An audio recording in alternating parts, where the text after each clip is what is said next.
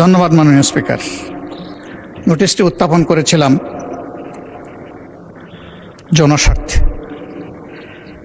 বক্তব্য সবাই যখন দেয় জনস্বার্থেই দেয়। আমরা বিরোধী দলের পক্ষ থেকে পর্যন্ত 4 জন কথা বলেছেন বা 5 জন, আমি এখন বলছি। আমার মূল বক্তব্যে যাওয়ার আগে মাননীয় সংসদ সদস্য এবং স্বরাষ্ট্রমন্ত্রী খুব চমৎকার কিছু কথা বলেছেন, এগুলো একটু স্মরণ করতে চাই। উনি বলেছেন যে share holder is share holder. সে কিভাবে শেয়ার হোল্ডার হয়েছে এটা পরে দেখা যাবে। এটা পরে কেন? এটা তো আগেই এক্সপোজ হয়ে গেছে। সারা দুনিয়া জানে, উনি জানেন না। উনার মতো একজন বিজ্ঞ মানুষ, আমি এটা বিশ্বাস করি না।